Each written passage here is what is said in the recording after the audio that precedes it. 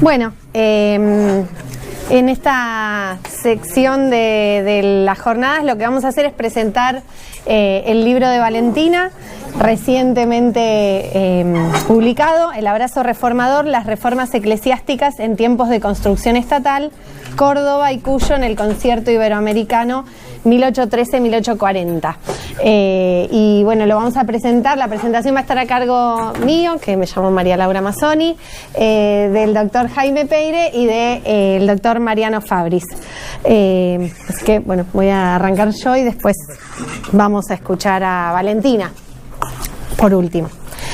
Bueno, antes que nada agradezco la invitación de Valentina por pensar en mí para presentar el libro y para presentarlo junto a estos colegas, ¿no? A Jaime y a Mariano.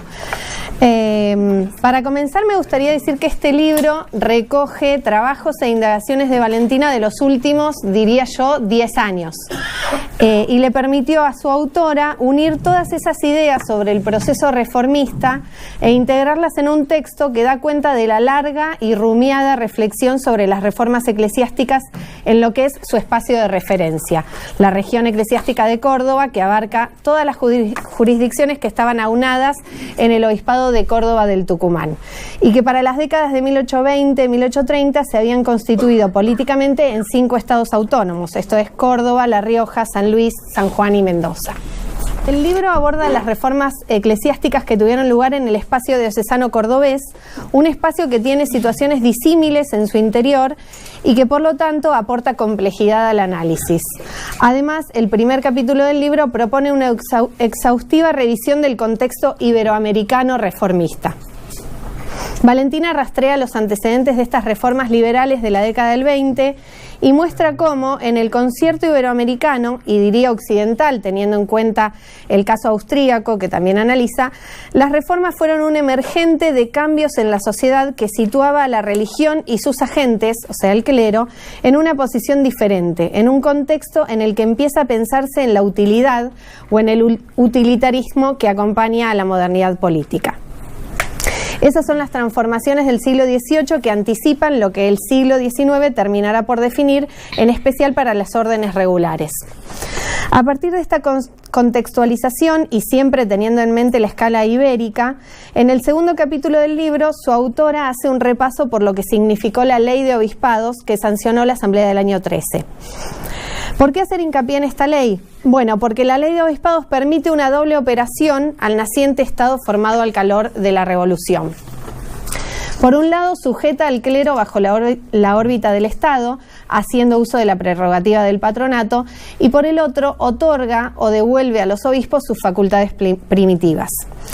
Esto es, refuerza la figura del diocesano ampliándole su jurisdicción hacia las órdenes regulares que tenían cortada su comunicación, sobre todo con sus superiores en la península. Y mantiene un control más estricto sobre el clero a través del reforzamiento de la figura del obispo, funcionario ahora del nuevo Estado. En el capítulo que sigue, Valentina analiza las reformas de cuño liberal que tuvieron lugar en forma de leyes en Mendoza y en Cuyo en general y en Mendoza y San Juan en particular. Allí los gobiernos liberales cuyanos llevan a cabo unas reformas que trazan su paralelismo con lo que ocurría en Buenos Aires, solo que la dependencia eclesiástica del obispo de Córdoba permite a la autoridad diocesana ejercer presión para dar marcha atrás con muchos de los alcances del impulso reformista. El trabajo hace además en su cuarto capítulo una pormenorizada revisión de cómo el clero secular y regular se vio afectado por profundos cambios en las décadas del 20 y del 30 en la jurisdicción cordobesa, aún sin haberse dictado en la provincia una ley que reformara la estructura eclesiástica. En Córdoba, las órdenes regulares sufren un proceso de deterioro y en algunos casos extinción, y al clero secular le cabe la tarea de sostener, mediante la apropiación por parte del Estado provincial del cobro de aranceles por sus servicios, los esfuerzos de la guerra y de la construcción del aparato administrativo provincial. En ambos casos, lo que prima en este periodo es el avance del poder secular frente a las instituciones eclesiásticas, que solo es posible, según la autora, por el lugar distinto en que la sociedad posiciona a la religión y al clero. El cierre del libro se encarga de otra arista del tema reformista, que tiene que ver con aquellos miembros del clero regular que se secularizan en este periodo. En muchos casos, en suma, el libro de Valentina es importante por dos aportes fundamentales que hacen a la discusión sobre el proceso reformista iniciado en el siglo XVIII en la monarquía hispánica, desde el mundo hispanoamericano. El primero es que su análisis arroja luz sobre el proceso de secularización o laicización, como elige llamarlo la autora, siguiendo a Boberot, en el ex virreinato del Río de la Plata, al concluir que el influjo reformista iniciado con la Ley de Obispados de 1813 y continuado con las reformas de los años 20 no fue suficiente para separar a la Iglesia del Estado. En este sentido, este espacio parece haber alcanzado una forma inacabada del segundo umbral de laicidad, según la caracterización que hace Goyer de los umbrales de laicidad. El segundo aporte del libro es que su estudio pormenorizado sobre la región cordobesa pone a prueba algunas conclusiones que se habían hecho para el caso porteño y que habían sido tomadas como la generalidad para el espacio rioplatense en general.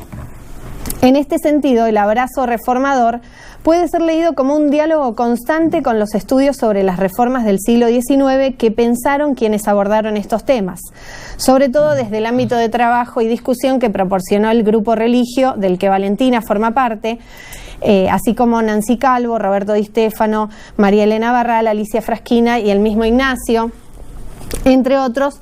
Pensaron las reformas liberales sobre todo concentrándose en el espacio porteño y bonaerense. No hace tantos años, en 2008, Roberto Di Stefano escribió un trabajo donde concluía que las reformas eclesiásticas de la feliz experiencia habían supuesto la creación de una iglesia centralizada y que habían significado además una especie de salvavida para el clero regular que estaba casi en extinción, al cobijarlo bajo el ala del Estado. Un salvavidas de plomo fue el título que usó María Elena Barral para contestar esas conclusiones que, según la autora, solo podían encontrarse como solución para el clero de la ciudad. En la campaña bonaerense, decía Mañe, el clero regular había sido dejado a su suerte por unas reformas que cortaron los lazos de estos religiosos con sus comunidades y les quitaron sus medios de sustentación. Valentina se insertó en este debate y comenzó sus indagaciones sobre las reformas en el contexto de estas discusiones.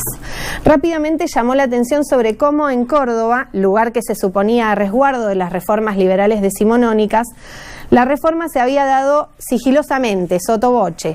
Una reforma sin reforma fue de hecho el título que dio Valentina a uno de sus trabajos sobre el tema en 2010. El abrazo reformador, entonces, da cuenta no solo de todo lo que Valentina investigó desde ese momento al respecto, sino de una exhaustiva mirada sobre los procesos reformistas liberales decimonónicos, dejando de lado aquellos prejuicios que sostenían a Córdoba como la defensora del catolicismo en el siglo XIX con respecto a la impía, entre comillas, Buenos Aires. Estos prejuicios oponían a la región cordobesa en un lugar estático, sin cambios, que había salvaguardado su estructura eclesiástica y donde el clero regular había quedado a resguardo de las reformas que se habían dado en Buenos Aires, San Juan o Mendoza. Valentina resalta cómo el clero, tanto secular como el regular, y en particular el regular, se vieron conmovidos por el devenir político de las nuevas repúblicas independientes.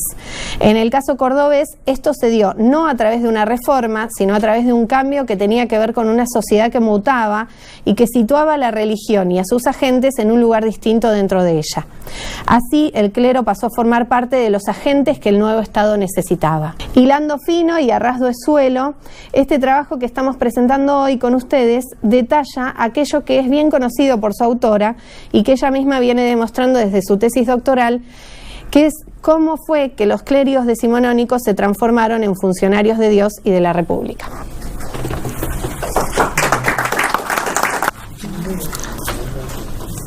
Creo que el abrazo reformador es el tercer y último escalón, no sé si último, no va a ser último, pero bastante contundente, de el salvavidas de plomo y abrazo reformador, ¿no? Me parece que la idea central es esa del texto, ¿no? Yo lo que voy a decir es un poco abstracto. No quiere decir eso que el texto no tenga fuentes, sino todo lo contrario. La verdad que cuando lo leí me quedé, no voy a decir fascinado, pero dije, bueno, esto es lo que muchos de los jóvenes de hoy no han deshabilitado en su cabeza los procesos de sintetizar y de armar lo que uno ve en los archivos y hacer esa compulsa, porque a veces el tema de Internet no le facilita esos procesos, sino que se los entorpece, ¿no? Y eso está reflejado en este libro. Por eso digo, yo voy a ser un poco abstracto, pero el libro no tiene nada de abstracto, sino que está fundamentado en un estudio de fuentes muy importante. Entonces, ese abrazo reformador, que no es ni un salvavidas de plomo, es un abrazo reformador. Es un abrazo reformador para salvar algo que se está cayendo lamentablemente, y entonces es un abrazo que, por un lado, trata de que eso de que se está cayendo se caiga menos estrepitosamente, pero al mismo tiempo me ayude a mí a constituirme como sociedad, porque si se cae la iglesia, se cae parte importante hay una inercia colonial que si se cae la iglesia es como que nos quedamos sin una pata de la realidad. La realidad colonial es eclesiástica y es civil, ¿no? Se declina en esas dos patas, y la inercia es muy grande en esos 2 o 3 primeros decenios del siglo XIX, pero después también, ¿no? Va a ser importante. Es lo que vimos en la tesis de Lucas Bilbao, ¿no?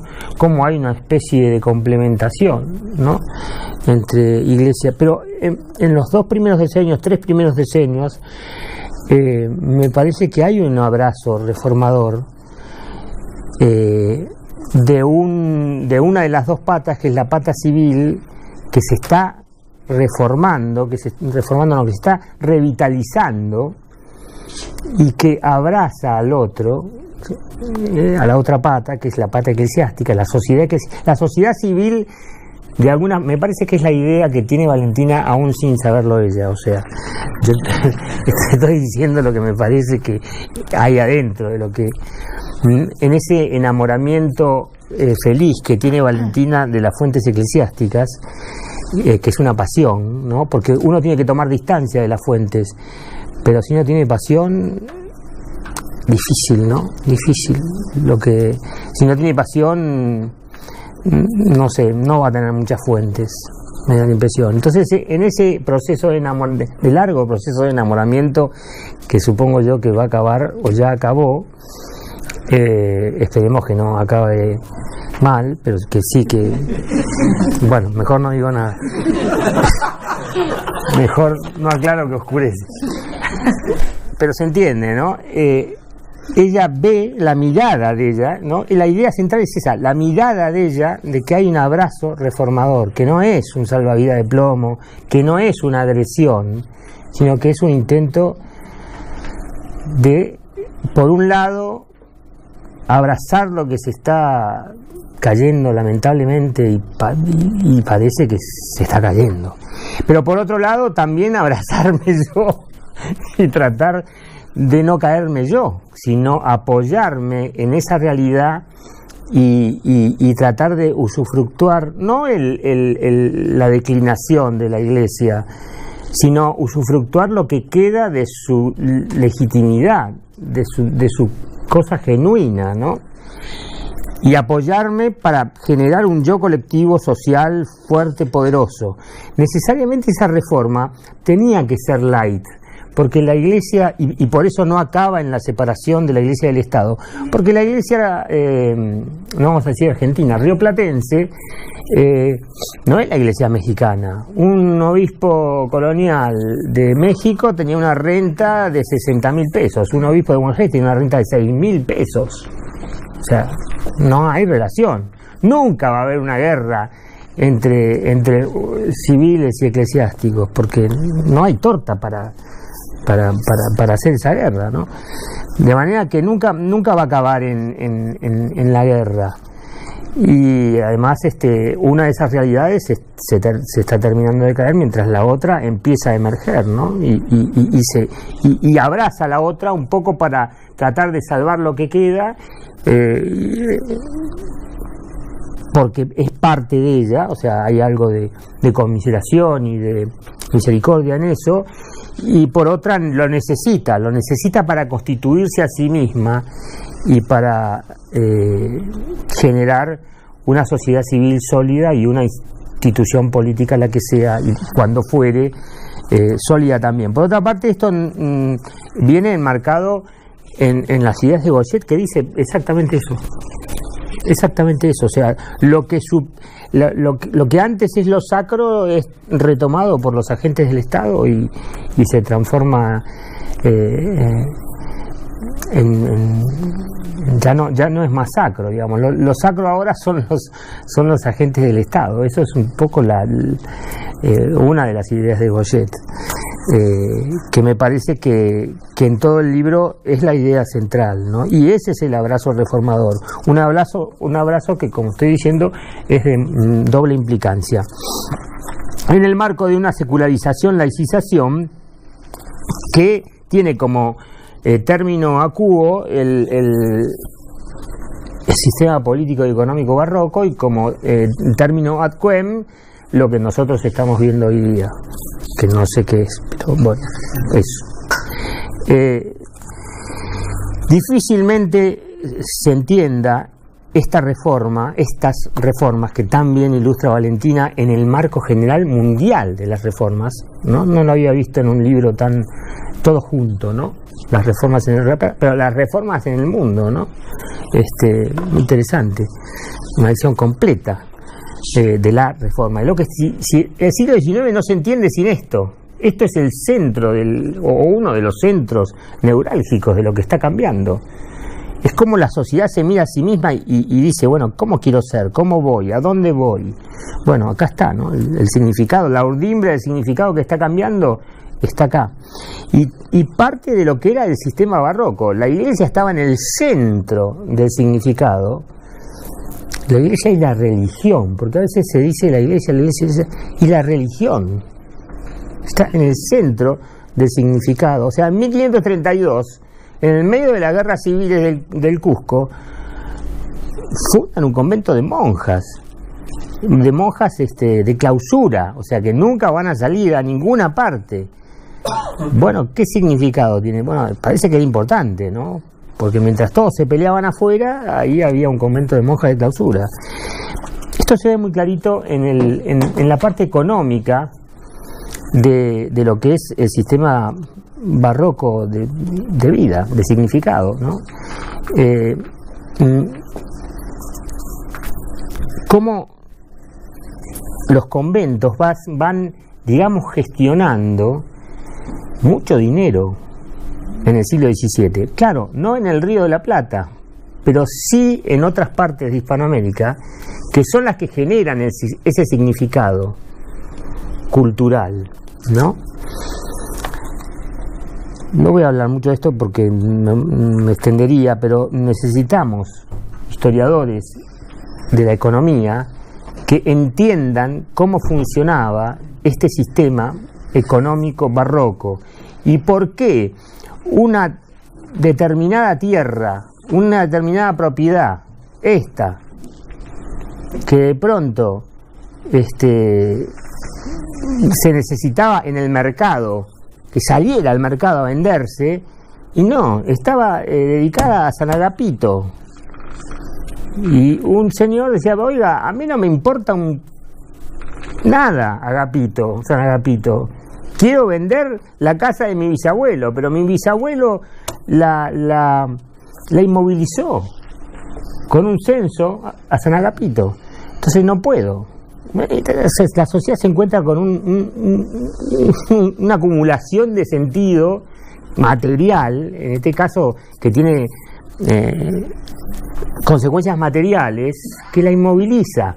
Acá no fue tan importante, pero ya el Cabildo, en el 1773, antes que llegara la reforma de Carlos III, con respecto a esto, que quiso hacer Carlos III, pero que no hizo nada, que después le hace Rivadavia, o la intenta también hacer Rivadavia, hasta que poco a poco, ¿no? No es tan importante, tal vez es más invisible, pero necesitamos a alguien que se sumerja en las cuentas de los conventos y relacione quiénes son los que están involucrados en esta inmovilización. Buenos Aires está inmovilizada en la década del 70 por los censos. Está inmovilizado. ¿Cómo cambió eso? ¿Quiénes se pelearon? Porque hay cosas que son irredimibles, o sea, era inamovible. Bueno, ahí había peleas, evidentemente, ¿no? Evidentemente. La gente en algún momento le cae, claro, determinados grupos, determinada gente, voy a nombrar uno para un grupo, los terciarios dominicos, por ejemplo, que son comerciantes poderosos, ¿no? Bastantes de ellos. Le cae la ficha y dejan de mirar a la Iglesia como centro generador de significado último y central de la realidad, más allá de las creencias, en las prácticas culturales, más allá de las creencias. Y empieza entonces, ya había empezado antes, una reformulación del diálogo entre la sociedad civil y la sociedad eclesiástica, que también es un diálogo de la sociedad consigo mismo, ¿no? Es un desarrollo de la conciencia colectiva, como decía antes, ¿qué quiero ser? ¿A dónde voy? Esto es pertinente, esto ya no es más pertinente. San Agapito no me interesa más. ¿Quién es San Agapito? No entiendo nada de esto. ¿Por qué está inmovilizado? ¿A mí qué me importa? ¿No? ¿A mí qué me importa? Del tipo que hace el censo de San Agapito, a mí no me importa nada. ¿Qué pasó? ¿Cómo cambió? ¿Cómo fue? ¿No? El sistema social es cambiado o resignificado por el sistema cultural. Y eso es, me parece, no me quiero extender más, eso es lo que el abrazo reformador no tuvo más remedio que hacer, en un abrazo cuyo significado real nos lo contará Valentina Eolo. Buenas tardes a todos, muchas gracias por la invitación a la organización, por encargarme esta tarea, o por lo menos parte, porque los comentarios que me precedieron me parece que fueron bastante exhaustivos, aún en la abstracción de Peire, que me parece que dio cuenta de los núcleos básicos del libro de Valentina. Como algunos saben, yo no provengo del siglo XIX. Bueno. Estuviste muy mal, estuviste horrible. Vos pareces del siglo cero, parece. Bueno, mi ámbito de trabajo no es el siglo XIX. Por el contrario, es el siglo XX y cayéndome casi del siglo XX, con lo cual en algún punto podría ser un poco extraño que yo me encargara de ser uno de los comentaristas del libro de Valentina, pero un poco la idea de la organización y de Valentina misma era ver algunas de las cuestiones que surgieron en las charlas previas, si tenían validez o si seguían teniendo vigencia en el siglo XX, que naturalmente es una cierta, lo que voy a decir es una asociación bastante libre, muy libre diría, pero también hay elementos que creo yo que son comunes, más allá de que lo que prima son obviamente las diferencias. Como dijeron tanto Laura como Jaime, el núcleo, uno de los núcleos fundamentales del libro de Valentina tiene que ver con el proceso de secularización o de laicización, que es en buena medida lo que nos podría aportar un recorrido general a todo el periodo, incluyendo siglo XIX y siglo XX. Valentina en el último párrafo del libro plantea algo que Laura señaló muy bien, que es las características de estas reformas que implicaron una modificación y una diferenciación en los ámbitos eclesiásticos y políticos, no significaron a la larga una separación concreta de la Iglesia y el Estado. Trae incluso a colación los ejemplos de Brasil de fines del siglo XIX, de Francia de principios del siglo XX, Canadá, Estados Unidos, Cuba, México. Lo que plantea ahí en ese último párrafo, que es un planteo que tiene que ver, que ella misma lo aclara, que tiene que ver con la mirada desde el presente, es si estos procesos que aparentemente no condujeron a la separación de la Iglesia y el Estado, nos hablan de algo inconcluso, de algo incompleto, o si más bien tiene que ver con la heterogeneidad, con el pluralismo propio de los procesos históricos, que es lo que nos queda a nosotros para investigar tanto en el siglo XIX como en el siglo XX, que creo que es en definitiva la propuesta, o sea, no pensar estos procesos como procesos lineales y acabados, que tienen un fin concreto, sino más bien como construcciones donde se van modificando los equilibrios constantemente, donde se van dando negociaciones. La idea de pacto que Valentina también incluye y que ha sido trabajada también por Roberto Di Stefano y demás en una propuesta bastante general de abarcar siglo XIX y siglo XX en base a las ideas o los conceptos de Bouguereau. Me parece que es en la misma línea que nosotros podemos establecer algunas relaciones que vayan y vengan del siglo XIX al siglo XX. Lo que plantea es concretamente, más allá de que no se pueda seguir una mirada lineal, lo que plantea en concreto es que hay sí particularidades del escenario rioplatense o características de las tramas de vinculación entre la política y la religión que trascienden el siglo XIX y que nosotros las podemos ver reflejadas en otros periodos. Concretamente ese abrazo reformador del que habla Valentina, que implica un proceso de laicización, pero no un proceso de separación, sí de diferenciación, pero hay, obviamente, como Jaime lo explicaba, un intento de apoyar o de reforzar una institución que se entiende que es fundamental para el desarrollo, para el ordenamiento de la sociedad. Y hay también una cuestión que Valentina lo va marcando al pasar, pero que me parece que es fundamental, que es que los propios actores eclesiásticos entienden la necesidad de aprovechar el impacto de esas transformaciones en función de las disputas internas, de las luchas de poder, de los debates que se están dando en este contexto de suma heterogeneidad, de un contexto sumamente complejo e inestable.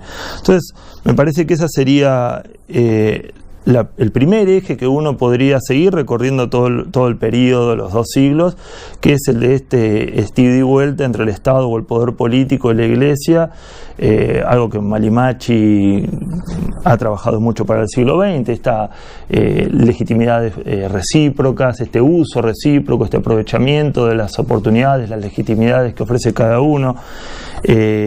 Y me parece que eso se puede reflejar obviamente en el siglo XIX y también, como bien hace Valentina y otros autores, y también está presente en el siglo XX, más allá de que haya un constante cambio de formas y una constante lucha por modificar esos equilibrios, ¿no?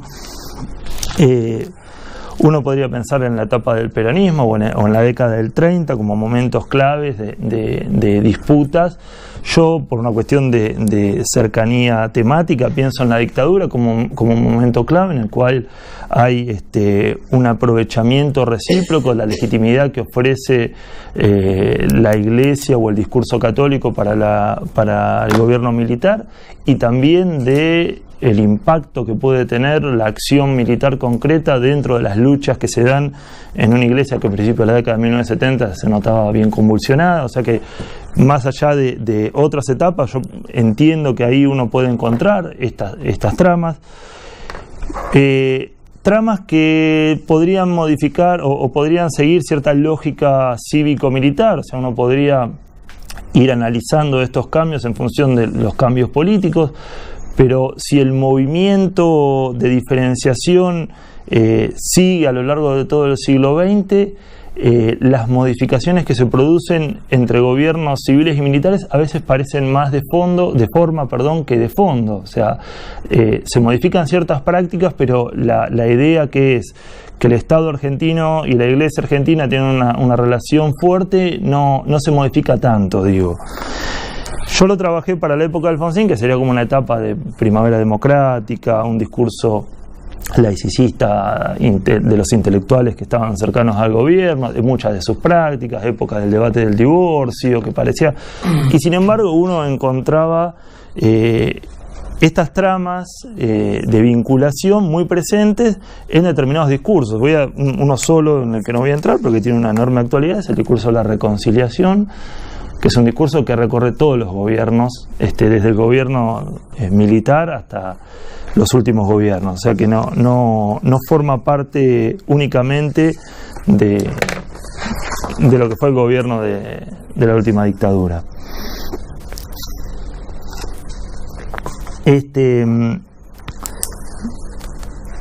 Otro de los aspectos que me parece, para seguir avanzar y no extenderme tampoco demasiado, el otro aspecto que a mí me parece sumamente interesante que plantea Valentina, que en el caso de los estudios del siglo XIX me parece una obviedad, que es los trabajos de escala local, que es obvio, digo, porque Valentina lo presenta de movida, ¿no? No es una iglesia, son varias iglesias, es un escenario fragmentado. Naturalmente los estudios tienen que encarar esa dimensión. Lo que nosotros vamos a encontrar en el siglo XX es completamente diferente, una iglesia centralizada, una iglesia que ha pasado por un proceso de romanización discutidísimo, pero que es innegable la estrechez del vínculo entre la Iglesia argentina y Roma, una iglesia que se ha institucionalizado, que ha construido una jerarquía profesionalizada, que a partir de la segunda mitad de la década de 1950 tiene una asamblea plenaria de obispos que se reúne regularmente, que tiene oficinas, una burocracia y demás. Y sin embargo pareciera que el aspecto local sigue teniendo importancia, como los estudios del siglo XX vienen demostrando, sobre todo en el periodo de la década de 1930 y del peronismo también. Uno de los campos donde más se avanzado en los estudios de la iglesia es precisamente en las iglesias locales, la iglesia de Tucumán, Santiago del Estero, Córdoba, con lo cual el panorama es mucho más complejo, mucho más diverso de lo que uno podría pensar, aún en ese contexto que es innegable de profesionalización, de los roles, de secularización interna de la iglesia, que se nota claramente a partir de los años 60.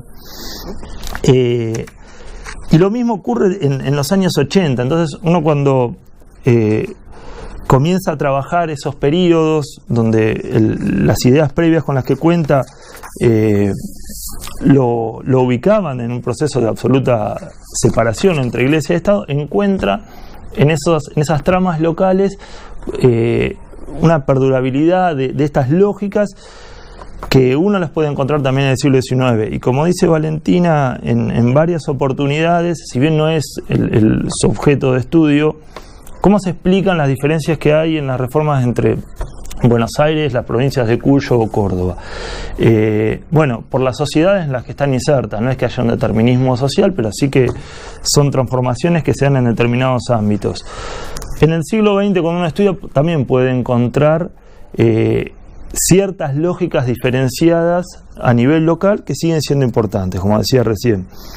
Yo buscaba en unos trabajos que había realizado algún ejemplo y encontré uno que me parecía que era muy funcional al caso porque era justamente de una provincia de Cuyo, de San Juan. Es de 1984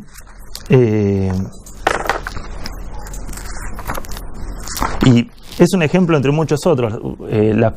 Muchas de las provincias reforman sus constituciones en la década de 1980, y muchos de los puntos, o por lo menos aquellos puntos que son interesantes o que son de interés para la Iglesia, son sacados textuales de documentos del episcopado. O sea, la provincia de Córdoba en su constitución define a la persona humana como lo define un documento del episcopado, o cómo debe ser la educación es exactamente igual.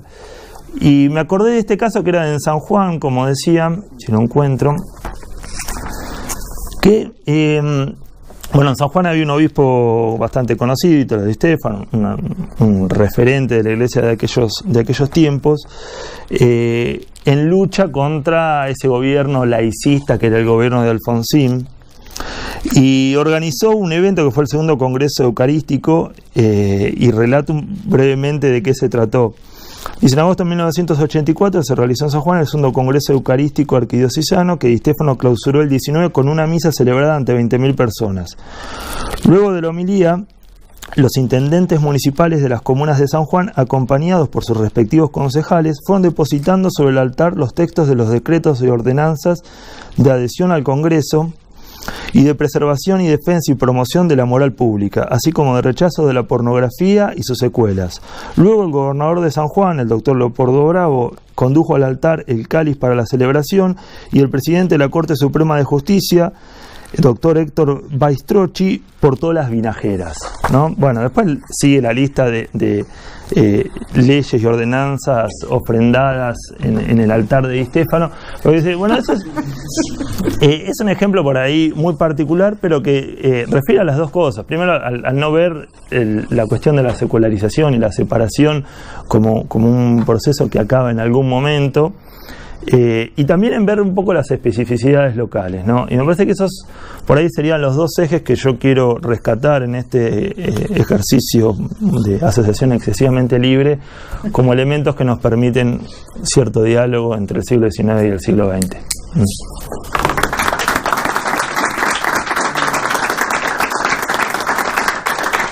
Bueno, yo primero quiero agradecerle a los tres presentadores del libro, porque además de ser colegas que respeto mucho, son personas que quiero mucho, y agradezco a cada uno por cosas diferentes, porque como uno dice siempre en todos los libros, en todas las tesis, tendríamos que obviar esa parte, pero uno no la puede obviar. Ningún libro, ninguna tesis es un trabajo individual, es un trabajo que han abonado un montón de personas y que han ayudado a un montón de personas.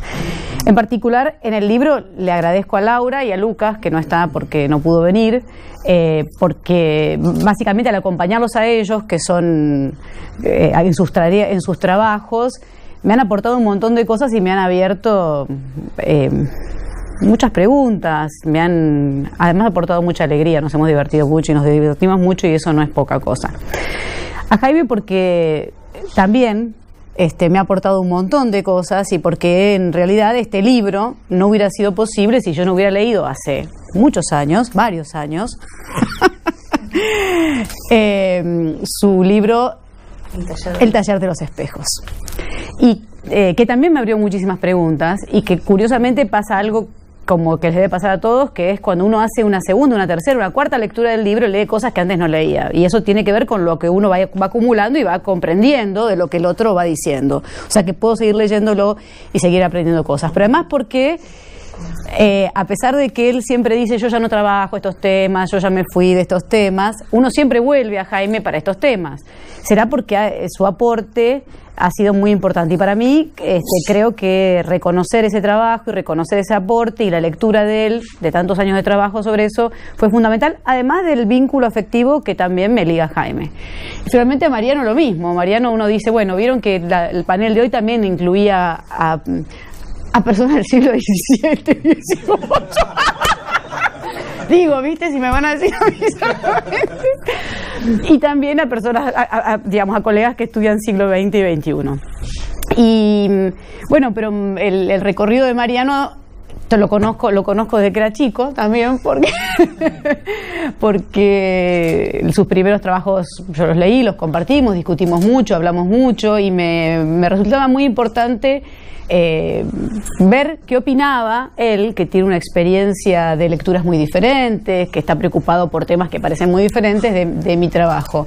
Y además era una oportunidad también para mí de empezar a hacer algo que es lo mismo que planteó, y esto lo digo, que planteó María Luz al iniciar el panel, que es que por fin empecemos a dialogar más, ¿no? Esta cosa de, siempre le insisto, no puede ser que porque vos estudies siglo XX y yo XIX no conversemos o no nos juntemos a discutir temas que nos interesan. Así que lo obligué también, esta presentación lo obligó a leerme y a comentarme. Y además porque me une también un vínculo afectivo con Mariano grande, y entonces me da mucha alegría la presentación, digamos que agradezco mucho la presentación. Y después, respecto del libro en sí mismo, dos cositas voy a decir. La primera, que es un libro que no pensaba escribir, sino que empecé a escribir trabajos, y esos trabajos fueron otro trabajo y otro trabajo porque me faltaba un poquito, y otro trabajo porque me faltaba otro poquito, y así se hicieron un montón de poquitos que que estaban en condiciones de ser releídos y reescritos en la clave que intenté escribir este libro. Yo soy breve, por eso el libro es breve, no sé escribir muchas páginas, me cuesta muchísimo escribir muchas páginas, entonces además tiene la ventaja de ser breve, pero por ahí a veces un poquito conciso en algunas cosas. Y después la otra cosa que quería decir es que quiero decir algo sobre el título. El abrazo reformador. No sé por qué le puse el abrazo reformador. Le puse el abrazo reformador porque me pareció que era exactamente lo que estaba pasando a partir de 1813. Y lo que me gusta mucho es escuchar lo que todo el mundo interpreta de por qué yo le puse el abrazo reformador. Quiero decir que la primera persona con la que yo contacté para ver si le interesaba publicar el libro, me dijo, pero hay que cambiarle el título. Y yo le dije, pero el título yo no se lo voy a cambiar, me encanta el título, es algo que me pareció que así tenía que llamarse cuando yo escribí el libro. Y él me dijo, lo que pasa es que muy interesante, los abrazos asfixian. Y yo le dije, ¿te asfixiarán a vos? Porque yo... entonces también me pareció interesante. Digo, ¿cómo puede leerse, ¿no? un título? Y por último también, es que a todos les habrá pasado, tanto escribir un artículo como escribir algo, dispara o despierta un montón de interpretaciones que uno no esperaba, de preguntas que uno no esperaba. Y en realidad eso es, para mí, siempre lo digo, se lo dijimos a Lucas hace un tiempo, a Lucas Bilbao, que no está, pero que defendió su tesis hace poco. Lo mejor que tiene un trabajo es cuando ese trabajo abre preguntas. Cuando quedan un montón de preguntas, quiere decir que fue muy fructífero, porque no es que está todo cerrado, no es un paquete cerrado. Entonces, si el libro dispara preguntas, si el libro abre preguntas, tantas como yo me hice o más de las que yo me hice para poder escribirlo, con eso yo ya me siento más que contenta. Así que les agradezco que hayan escuchado de qué se trata el libro y que hayan estado compartiendo la presentación conmigo y con mis colegas, y nada más. Te damos.